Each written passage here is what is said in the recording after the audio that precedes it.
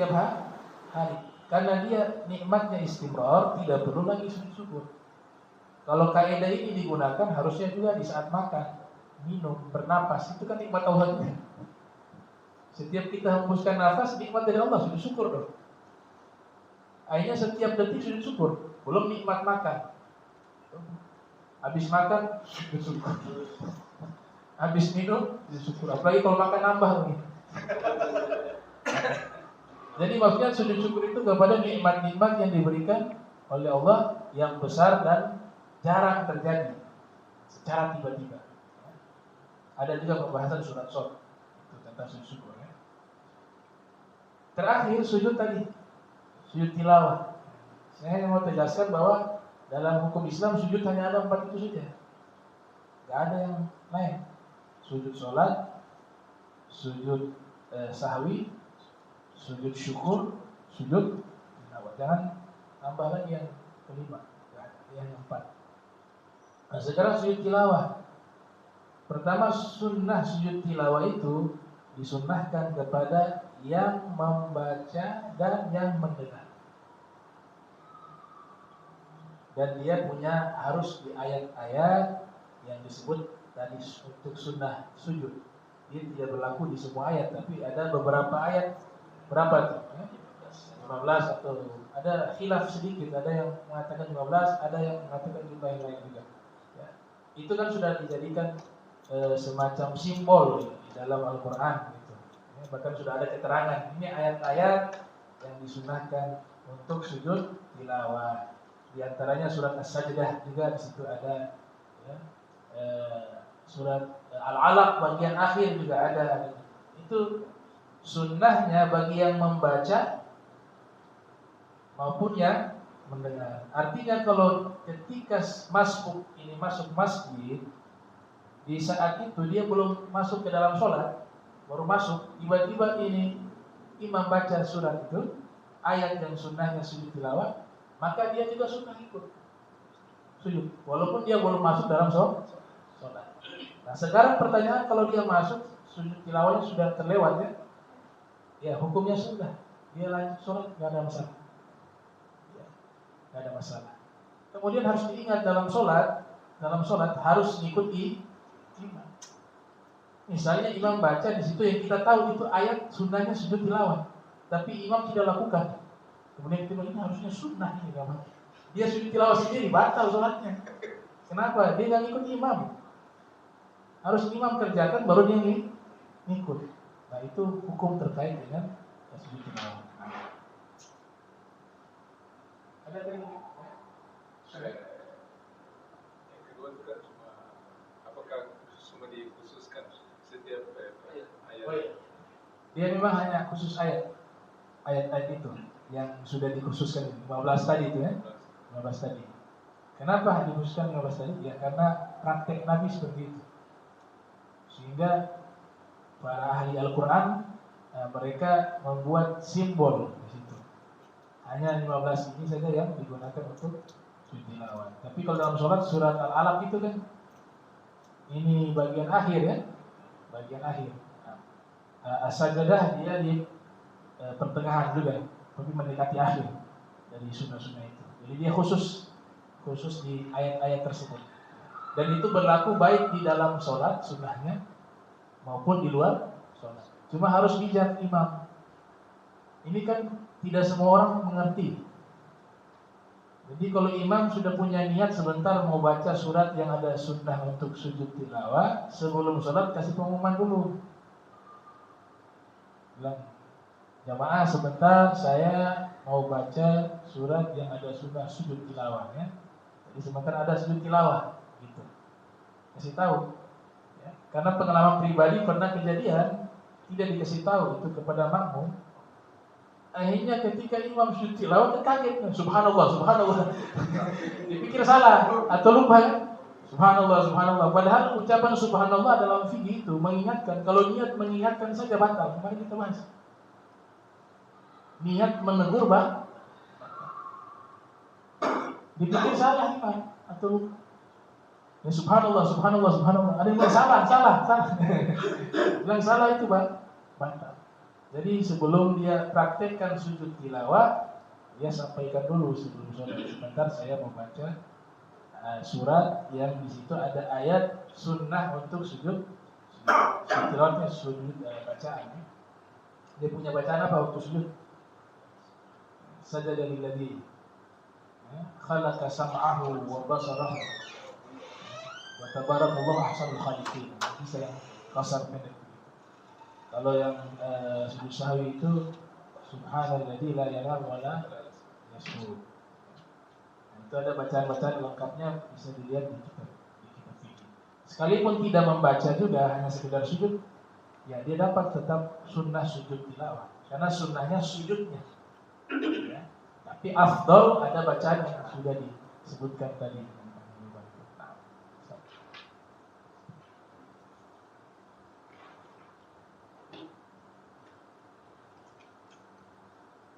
Bismillahirrahmanirrahim. Assalamualaikum warahmatullahi wabarakatuh. Menyambung pertanyaan seputar sujud. Salat itu kan komunikasi kita dengan Allah Subhanahu wa taala. Dan setiap ayat-ayat atau bacaan dalam surat itu merupakan bacaan tasbih, tahmid dan tahmid juga rasa syukur begitu. Pertanyaannya, bolehkah kita yang sedang sholat membacakan doa pada saat sujud, atau boleh, jika boleh, apakah doanya itu dalam bahasa Arab atau dalam bahasa Indonesia? Dan yang kedua, mungkin setelah tasyahud akhir ada tambahan doa yang terkait hindarkanlah kami dari fitnah kubur, kemudian dari fitnah besar manusia kerja. Nah, setelah doa itu apakah kita bisa menyambung doa-doa yang lainnya gitu? Seperti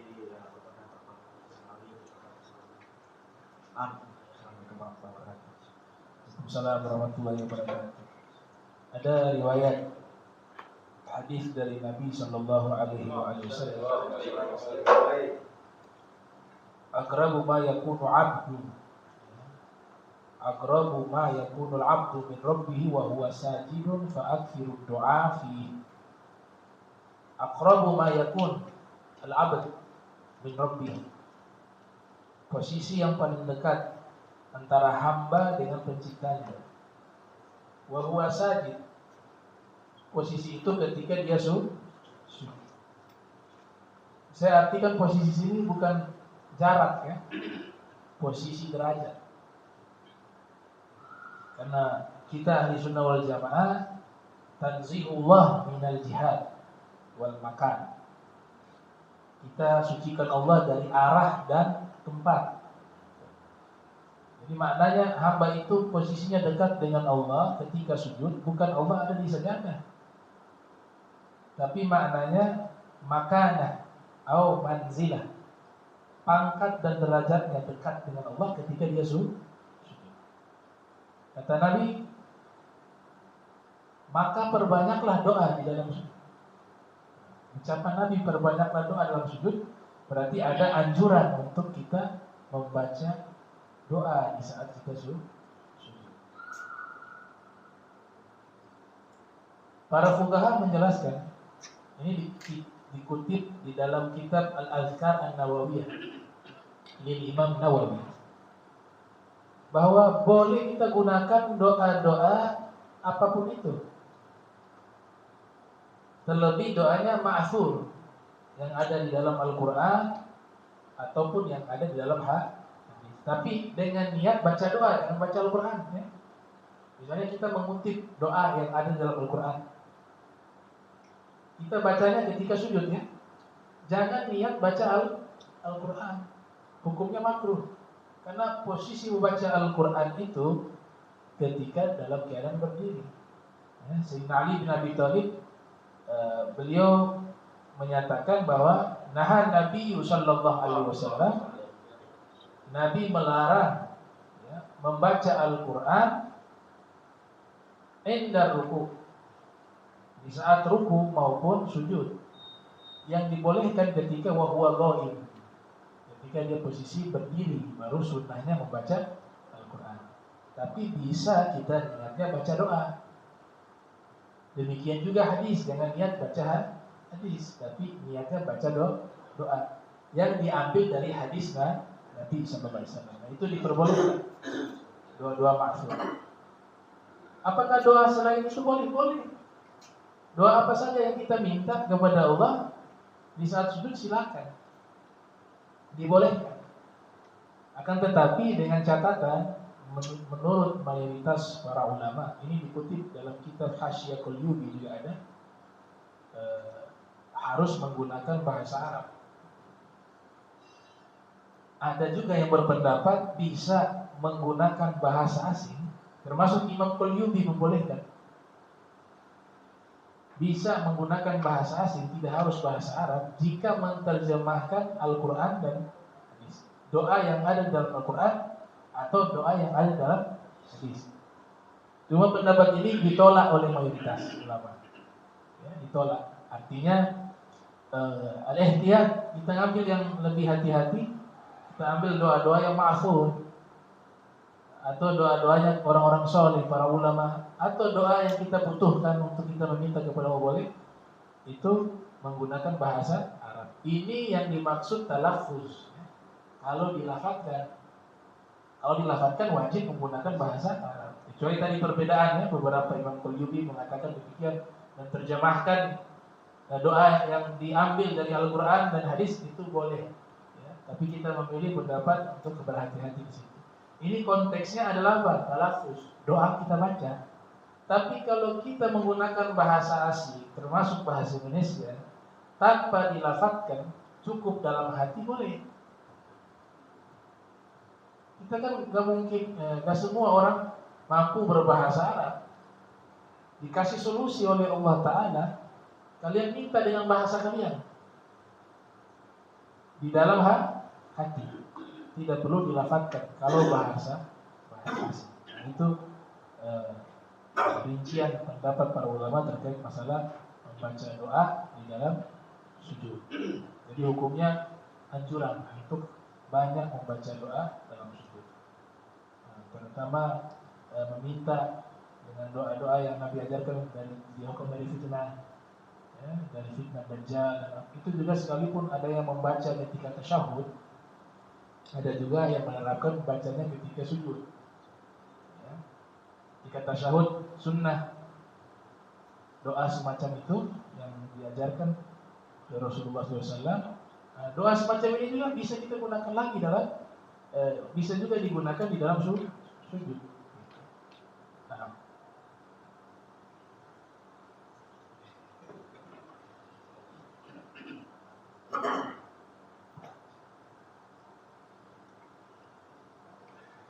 Satu lagi, masih berhubungan dengan pertanyaan barusannya masih terus sampaikan. Saya cuma mau menambahkan sedikit. Setelah kita membaca tahiyat akhir, Kama barakta Ibrahim fil alamin innaka Hamidum Majid, biasanya ada yang kami biasanya juga suka tambahkan, Allahumma inni a'udzubika min adzabi jahannam wa min adzabil qabr wa min fitnatil mahya wal mamat fitnatul masih dajjal. Ini doa ini kalau menurut dia soalnya apa? Saya agak sedikit, tapi saya biasa ditambahkan dengan itu. Jadi kita sesuaikan dengan imam. Kalau imam supaya cepat, tapi kita agak sedikit terlambat dalam setelah salam. Ini saya pernah dengar pendapat bahwa itu untuk berjaga-jaga bila mana kita memohon ampun Allah, mungkin dalam melaksanakan sholat itu mungkin ada kita yang pakaian kita mungkin ada yang kurang ini, jadi kita memohon ampun atas keterodoran kita yang mungkin agak salah dalam melaksanakan ibadah salat. Misalnya saja mungkin ada najis yang ini, jadi kita memohon ampun dari situ. Kira-kira gimana tuh? Ya mungkin itu saya. Ya. Itu doa dianjurkan sekali untuk dibaca. Ya. Sekalipun imam sudah salam, kita lanjutkan nggak apa-apa. Karena ibaratnya sudah selesai dari sholat sang imam, kita masih posisi sholat, itu bukan berarti menyelisih imam. Imam ketika posisi imam masih dalam sholat, sehingga ada kesempatan kita membaca doa. Doa yang tadi itu dituntaskan, baru kita salam. Itu tidak ada masalah. Kemudian yang kedua, ini termasuk doa untuk memohon ampun kekurangan kita dan seterusnya. Yang pertama, kekurangan ini kan ada yang kekurangan sifatnya menjadi dia itu syarat. Ada kekurangan yang tidak masuk kepada syarat dan rukun. Ada kekurangan dari syarat dan rukun sholat. Ada kekurangan yang tidak masuk kepada syarat dan rukun sholat. Ya, kalau kekurangan yang berkaitan masalah syarat, konsekuensi hukum fikihnya harus diulang. Tidak cukup diistighfarkan. Misalnya habis sholat, tahu-tahu ternyata najis nih. Nah ini dalam regulasi hukum fikih harus ulang, karena kekurangannya berkaitan dengan syarat. Iya, syarat sholat harus suci dari najis. Tapi mungkin yang saya bisa tangkap yang dimaksud, ada kekurangan-kekurangan yang memang tidak berkaitan dengan syarat dan rukun. Misalnya ada mencoba khusyuk gak khusyuk, ya kan, bikin mungkin tadi kunci motor di mana ya, nggak sengaja terlintas dalam sholat. Nah ini bisa ditutupi dengan istighfar. Dan ini berlaku juga habis sholat. Sunnahnya habis sholat, yang pertama kali kita ucapkan istighfar 3 kali. Itu mengistighfarkan ketidaksempurnaan kita dalam melaksanakan sholat di hadapan Allah Subhanahu Wa Taala, yang tidak berkaitan dengan masalah syurut wal arkan. Kalau berkaitan syurut arkan, konsekuensinya ikut kepada pendapat hukum fikih. Itu ditutupi dengan istighfar sebanyak 3 kali. Itu sebenarnya mengistighfarkan kekurangan-kekurangan kita di dalam sholat. Mungkin waktu sholat tadi ada hal yang terlupakan, ya. Itu juga termasuk tuh, terlupakan. Sekalipun dia lupa, itu masalah rukun atau syarat, kenapa juga lupa? Ada rukun yang dia lupa, sampai selesai sholat tidak diingat itu. Kenapa juga orang lupa? Misalnya dia lupa baca Fatihah, itu kan rukun. Ternyata habis sholat dia salam, gak ingat sama sekali. Ada Fatihah di rakaat ketiga misalnya, dia belum baca. Itu kan kaitan rukun. Maka dengan istighfar tadi Allah mengampuni itu. Tapi kalau diingat tadi kayaknya rakaat 3 saya tidak baca Fatihah, dia rukun. Mazhab Syafi'i wajib. Ini diberikan opsi, ada baiknya dia ulang, karena ada rukun yang dia tidak kerjakan. Begitu. Niatnya ada mengulang sholat. Nah, itu makna daripada istighfar setelah sholat. 3 kali sunnahnya. Astagfirullahaladzim, astagfirullahaladzim. Dan dibaca zikir yang lain dulu, zikir itu dulu, mengistighfarkan sholat kita. Istighfaruna yahtaju ila istighfar, kata Rabi Adawiyah. Istighfarnya kita ini butuh diistighfarkan lagi. Makanya 3 kali. Kalau sekali tidak cukup. Istighfarnya kita butuh diistighfarkan lagi. Itu bahasanya dalam dan luar biasa. Sayyidah Rabi'ah al-Adawiyah. Istighfaruna yahtaju ila istighfar.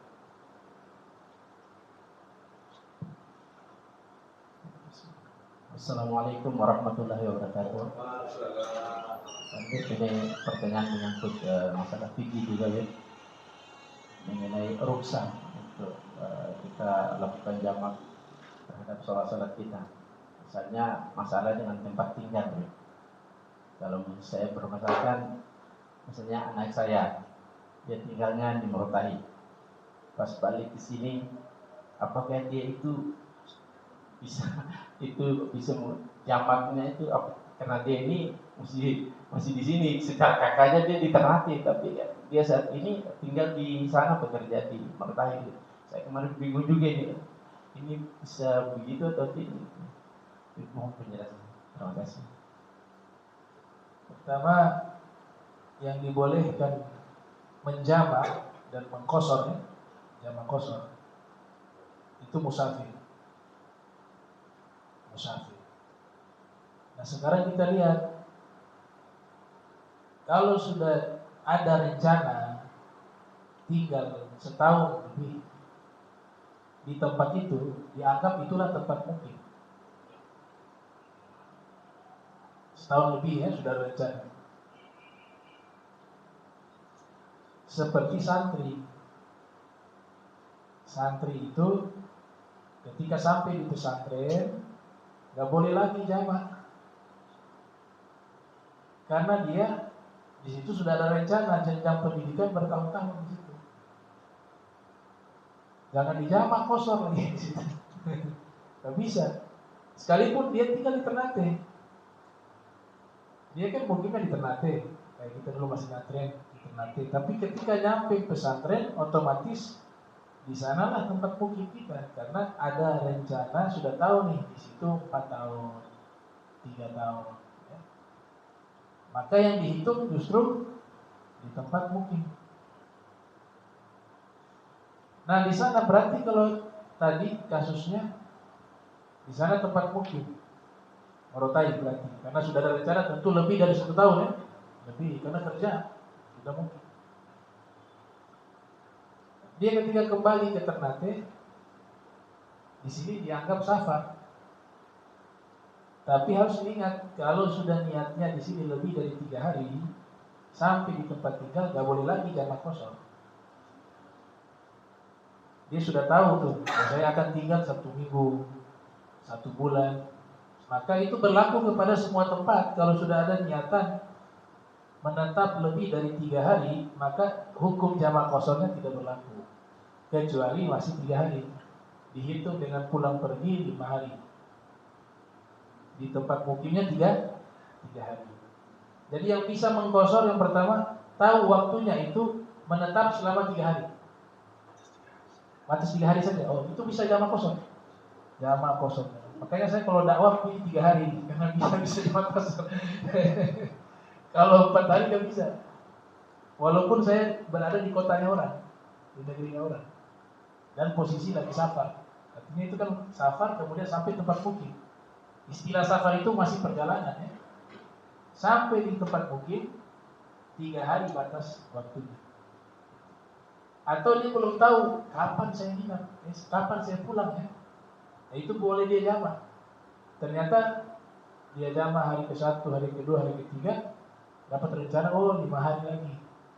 3 hari tadi sudah gak apa-apa. Tapi jangan lagi jamak yang keempat. Ada mazhab Syafi'i, kalau mazhab Hanafi sampai puluhan hari. Menjamaknya puluhan hari.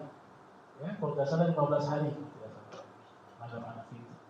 Ya, kalau mazhab Syafi'i dibatasi hanya 3 hari di tempat mukim dan dihitung juga pulang pergi. Memang dalam kitab ini disyaratkan perginya sebelum subuh. Kalau sesudah subuh tidak terhitung. Ya. Cuma ya terjadi ulama-ulama membuat satu analisa bahwa memang zaman dulu kalau safar sebelum subuh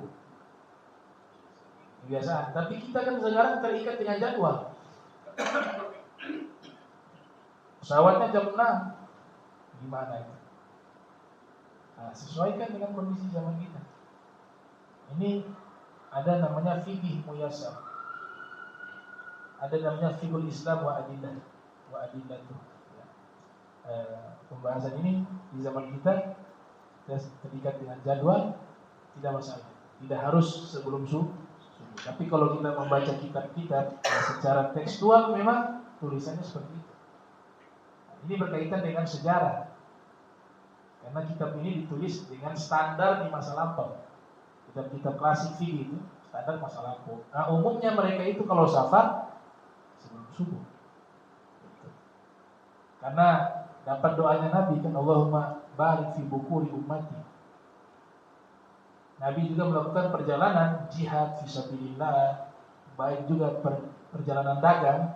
Waktu itu yang digunakan, waktu subuh itu untuk melakukan perjalanan. berarti mungkin minta penegasannya ketika misal saya sekarang di Ternate, tinggal di Ternate, kemudian pulang ke asar. Nah itu selama 3 hari tidurnya, ya, itu diperbolehkan sholat jamaah kosor. Tapi setelah itu sholat seperti biasa.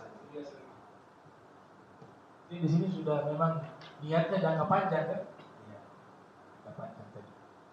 Tapi kalau dia posisinya Ternate di tempat mukim sementara dan waktunya tidak lama kayak tadi itu, hanya sekedar mampir safar, maka sampai di tempat tinggal nanti itu dari hari pertama sampai udah gak bisa jamaah kosor. Minimalnya dia tidak sampai masuk kelurahan. Ya, kita di Ternate, pulang dari Subain.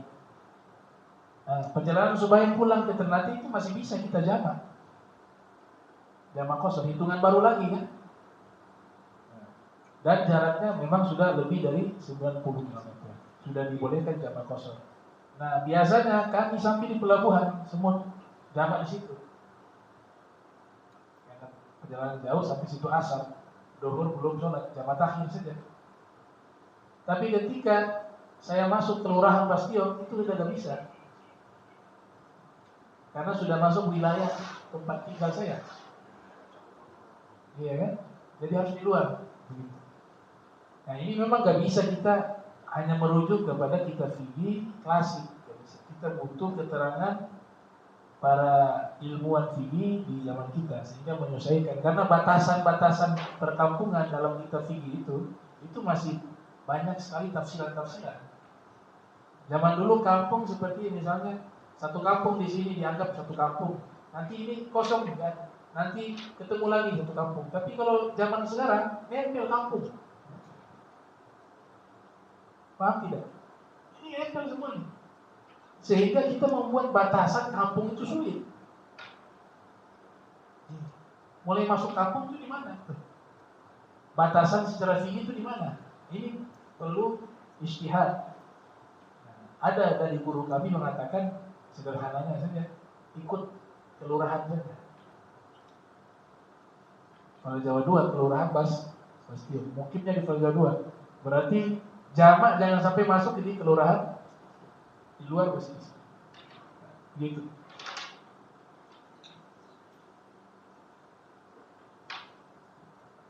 Pertanyaan selanjutnya, Assalamualaikum warahmatullahi wabarakatuh. Aku izin bertanya, sebetulnya doa-doa setelah sholat itu urutannya seperti apa? Karena terkadang di beberapa masjid yang saya kunjungi itu ada yang istighfar dulu atau maka salat dulu, ada yang jadi loncat-loncat gitu. Ya, Assalamualaikum warahmatullahi wabarakatuh. Ini urutannya ada juga yang biasa dalam masalah begini, antara ulama juga ada sedikit perbedaan pendapat. Cuma saya ikut beberapa kitab rujukan yang bagus, nanti bisa dibaca di situ, kita bisa tahu urutannya. Ada Al-Azkar Nawawiyah di situ, karangan Imam Nawawi, di situ dijelaskan secara berurutan juga. Atau Al-Ghadi, Syekh Yusuf Nabhani, ya, Riyadhul Jannah, di situ ada. Atau merujuk ke kitab-kitab fikih yang seperti Fathul Mu'in, I'anatul Talibin, mereka juga jelaskan masalah itu. Kesimpulannya, kalau kita mau urut berdasarkan pendapat ulama yang saya ikuti, itu yang pertama istighfar. Istighfar dulu. Astagfirullah, astagfirullah. Ya. Kemudian doa yang ma'athur tuh, Allahumma antas salam wa minkas salam wa ilaika salam, ila akhir doa. Tambahan doa yang Nabi ajarkan kepada Sayyidina Mu'az bin Jabal, namanya hadis al-musalsal bil mahabbah. Allahumma a'inna ala dzikrika wa syukrika wa husni ibadati. Kemudian dibaca juga ayat kursi dalam hadis. Itu sebenarnya tartib ayat kursi itu dibaca, cuma dari kita tinggal. Ya. Itu ma'athur dari Nabi sallallahu alaihi wasallam membaca ayat kursi. Adapun membaca Fatihah di dalam kitab Bughyatul Mustarsyidin karya Al-Habib Al-Sayyid Abdul Rahman Al-Masyhur, manqul minal Imam Ali bin Abi Thalib. Sayyidina Ali bin Abi Thalib begitu juga ketika sholat, habis sholat membaca doa-doa tadi ma'thur, kemudian juga menambahkan Fatihah. Itu ada manqul dari Imam Ali bin Abi Thalib. Kemudian urutannya setelah itu ya kita membaca tasbih dari 33 kali ya. Subhanallah, alhamdulillah, subhanallah, alhamdulillah, kemudian Allahu Akbar. 33. Kalau riwayat yang menambah 34 dengan akhir di bab Adabun Naum.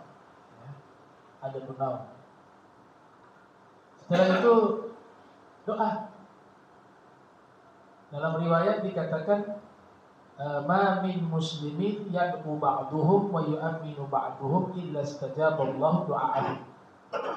Tidaklah seorang muslim membaca doa dan sebagian lainnya mengaminkan doanya, melainkan Allah akan ijabah doa mereka. Jadi doa. Dan dalam Sahih Bukhari berjahat, ada suara yang terdengar ketika membacanya. Ya. Walaupun ada juga ya, yang memang mazhab silent. Ya. Mazhab diam itu kan ada dia dalam hati, doanya dalam hati. Nah, itu mazhab silent. Kalau mazhab muhadditsun seperti Ibn Hajar Al-Asqalani dalam Fathul Bari, beliau menerangkan riwayat dari Ibnu Abbas ada suaranya. Kalau tidak ada suara sudah masing-masing tidak apa-apa. Cuma ada suara juga, ada dalilnya begitu. Ya, ada dalilnya, ada rujukannya. Yang penting kan yang dilarang oleh Nabi di situ teriak.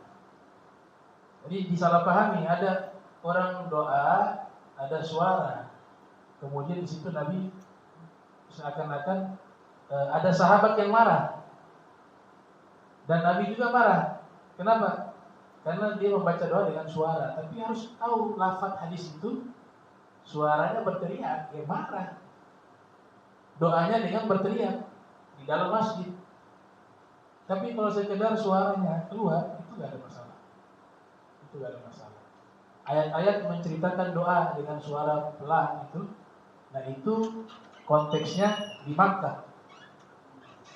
Ada ayat-ayat yang mengatakan, mintalah kepada pencipta kalian khufyatan wa tadarru'a, ya, secara pelan-pelan. Itu berbicara di Makkah. Di Makkah itu banyak musuh, orang musyrik. Takut terdengar suara mereka lagi ibadah bisa membahayakan diri mereka. Maka syariat waktu itu Allah ajarkan doa pelan, yang ada suara. Bukan dibawa sampai ke Madinah. Di Madinah Ibnu Abbas riwayatkan, kami kalau mendengar ada suara zikir selepas sholat, berarti sholatnya sudah selesai. Inna raf'a sauti bil dzikri, sesungguhnya mengangkat suara dengan zikir habis sholat itu karena fi ahli Rasulullah, ada di masa Nabi Muhammad SAW. Itu disebutkan oleh Ibnu Abbas radhiyallahu anhu. Kemudian yang perlu saya tambahkan, kalau dalam hati doa itu harus dilafazkan. Makanya kan selalu dikatakan kalau doa tanpa lafaz belum disebut doa. Doa itu harus dilafazkan. Dan memang hukum kita berdoa seperti itu. Kalau mazhab Nabi Ibrahim itu dalam hikayat kan tidak perlu meminta, Allah sudah tahu. Ya, tapi itu kan mazhabnya Nabi Ibrahim. Mazhabnya Nabi Muhammad SAW, Nabi katakan, ud'u rabbakum, mintalah kepada Allah Ta'ala. Inna Allah yuhibbul mulihhin bid doa. Sungguhnya Allah gemar, senang kepada orang yang mengemis dalam doa. Imam Haddad mengatakan qad kafani ilmu rabbi min su'ali wa ikhtiyari. Cukuplah Allah mengetahui keadaanku. Qad kafani ilmu rabbi min su'ali, daripada meminta kepadanya. Memang hakikat tanpa kita minta, Allah tahu. Dalam hati kita Allah tahu. Qad kafani ilmu rabbi min su'ali wa ikhtiyari. Terus fa du'ai wa ibtihali syahidun li bismillah. Tapi doa dan permohonan dengan lafaz kepada Allah itu sebagai alat bukti bahwa kami adalah hamba yang butuh kepadanya. Jadi dilafadzkan, talafuz. Ya, mazhab silent, mazhab baru.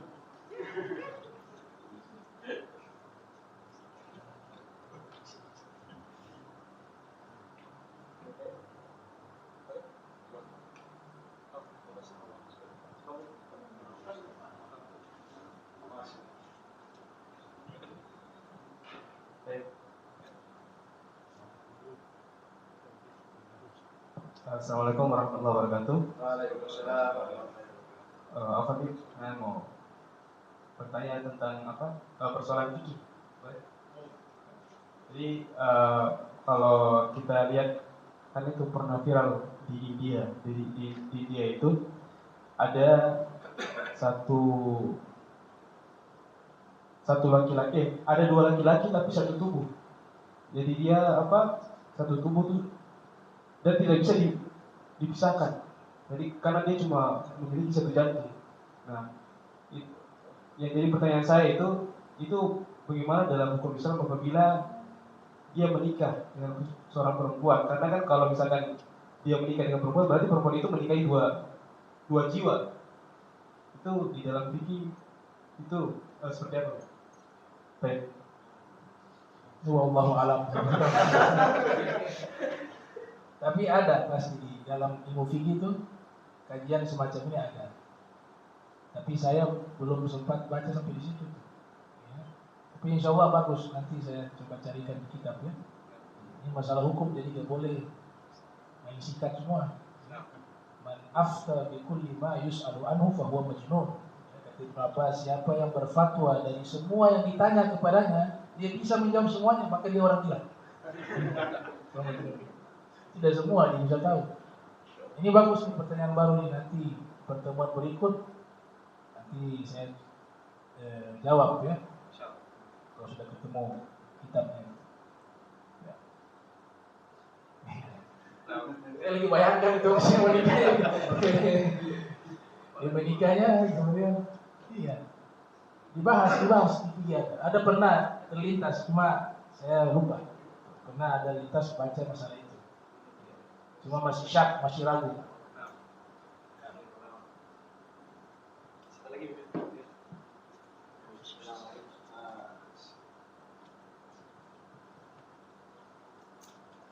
Assalamualaikum warahmatullahi wabarakatuh. Waalaikumsalam. Habib izin bertanya, apakah pelawak yang mengarang cerita untuk membuat orang tertawa itu termasuk bohong?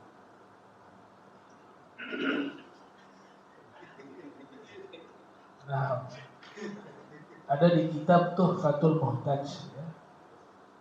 Karya Ibnu Hajar Al-Haytami. Tuhfatul Muhtaj karya Ibnu Hajar Al-Haytami. Di situ ada pembahasan masalah mengarang cerita yang tidak nyata. Ya, mengarang-arang cerita dengan cerita itu tidak nyata. Bukan true event kalau bahasa Inggris. Kalau true event kan bisa nyata. Beliau katakan hukumnya boleh dengan beberapa syarat. Hukumnya boleh dengan beberapa syarat. Yang pertama, tidak boleh menisbatkan kepada siapapun yang tidak menceritakan itu. Misalnya saya cerita ini, saya karang sendiri. Terus saya bawa nama orang. Apalagi yang saya bawa nama ulama. Ini hati-hati. Gak tahu nih ceritanya dari mana, main ngarang-ngarang sendiri, terus sebut ulama ini pernah mengalami kejadian ini. Padahal itu bohong semua, dia karang. Nah, yang mengarang cerita yang tidak benar, kemudian nisbat kepada orang lain, haram hukumnya. Apalagi sampai menisbatkan kepada Rasulullah Sallallahu Alaihi Wasallam. Itulah disebut hadis palsu, maudhu'. Wa kadhibul mukhtalaqul masnu'u 'ala an-nabi fadzalikal maudhu'. Itu syarat pertama, nggak boleh dinisbat-nisbatkan dan harus menyampaikan ini cerita karangan. Ini cerita karangan, begitu. Fiktif, bisa fiktif ya. Inilah yang dijadikan karangan-karangan novel itu. Ketika cinta bertasbih, itu karangannya. Apalagi itu ayat-ayat cinta. Tahu dulu itu Buya Hamka. Oh, Buya Hamka kisah nyata. Karangan kan? Oh, ini Masya Allah, ulama, novelis juga, jurnalis juga, politikus juga, mufasir juga, lengkap ya. Profesor Buya Haji Amrullah Abdul Karim. Disikat jadi Buya Hamka. Tokohnya Zainuddin, ya. Istrinya Hayati. Zainuddin, indahnya agama. Itu sebenarnya ada filosofi di situ. Cuma panjang tuh pertanyaan yang nyambung ke situ. Iya.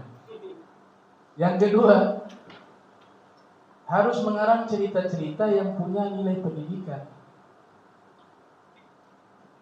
yang punya nilai kebaikan. Dulu kita masih kecil banyak tuh si kancil berbicara, bohong tuh masih kancil berbicara.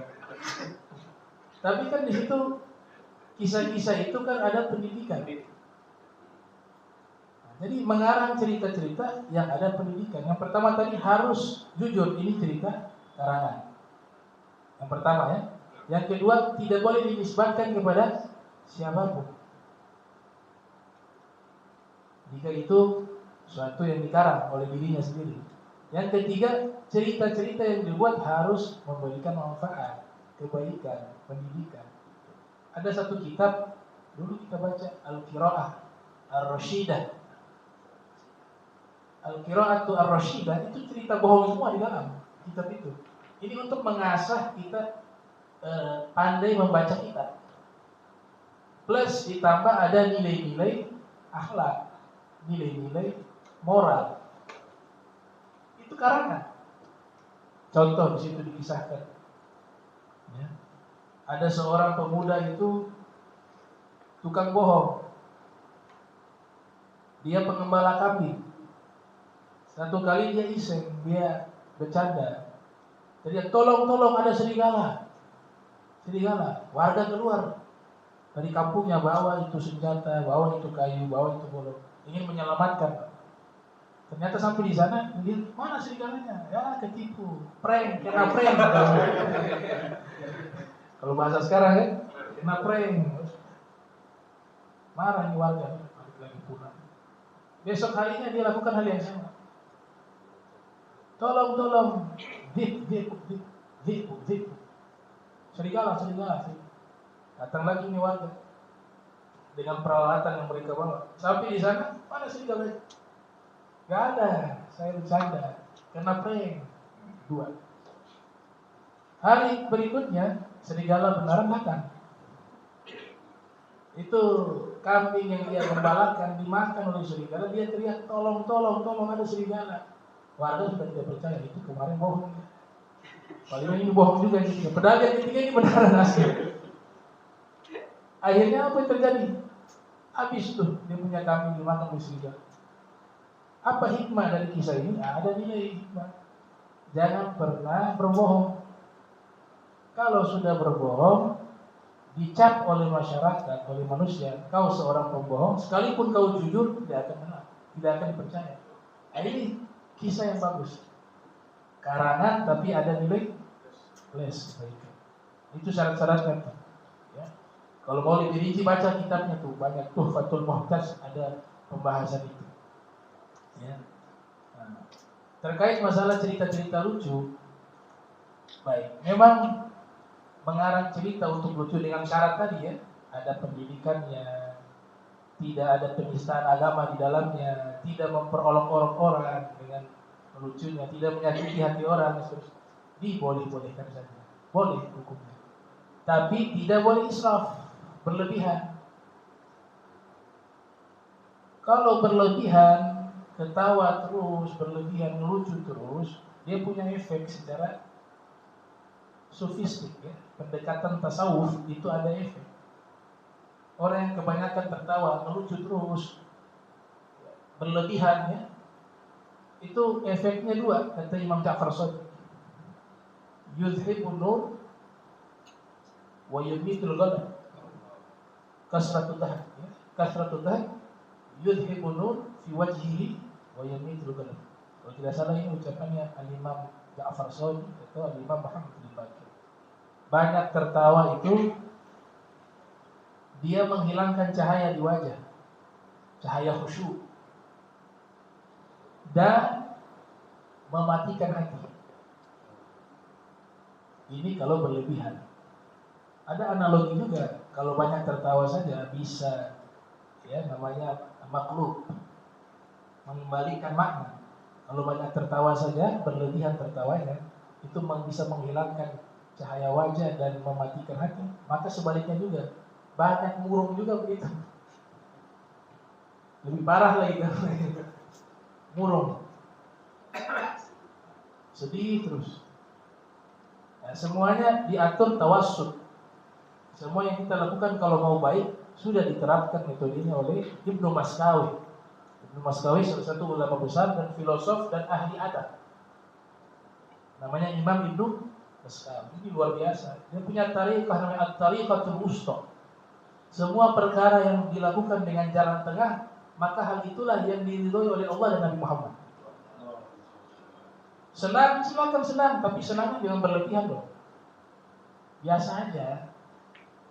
Sedih, jangan sedih yang berlebihan. Sedih boleh, tapi tidak perlu berlebihan. Sedang-sedang saja. Begitu juga kalau kita melakukan sesuatu amal, jangan terlalu berlebihan senang. Ya, mau ceramah besok, tabligh akbar, diposting semua orang sampai subuh. Hadir. Besok acara saya hadir ya. Ada. Saya mau ceramah besok. Itu namanya apa? Terlalu senang dalam beramal. Biasa aja. Sedih juga begitu. Itu namanya tariqatul wusta. Posisi tengah. Kalau berlebihan jadinya tengil, kalau bahasa Jakarta. Tengil. Tariqatul wusta, jalan tengah. Jadi lakukan sesuatu biasa saja, sedih biasa saja. Sedih boleh, manusiawi, tapi jangan terlampau sedih. Senang juga, jangan terlampau senang. Biasa senang, semua ditempatkan di tengah. Itulah disebut at-tariqatul wusta, jalan tengah. Wa kadzalika ja'alnakum ummatan wasata. Khairul umur awsatuha. Sebaik-baiknya perkara itu moderat.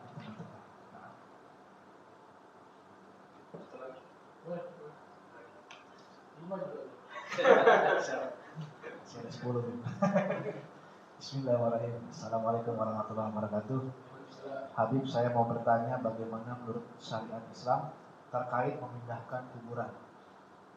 Itu yang pertanyaan pertama. Yang kedua, apakah harus jasad yang ditemukan yang ada di dalam kubur tersebut dipindahkan semua? Dan yang ketiga, apakah bisa ditambahkan dengan cara-cara tertentu atau ada acara ritual lainnya yang menjadi kebiasaan kelompok masyarakat tertentu? Terima kasih. Karena pertanyaan panjang, jadi kita jawab cuma depan aja. Allahumma jam'ana jama marhuma wa tafarraqna wa tafarraqa ma'suma wa la tajal minna wa la minna shakila mahruma subhanaka wa bihamdika astaghfiruka wa atubu ilaihi wa sallallahu Muhammadin wa ala alihi wa sahbihi wa sallam walhamdulillah.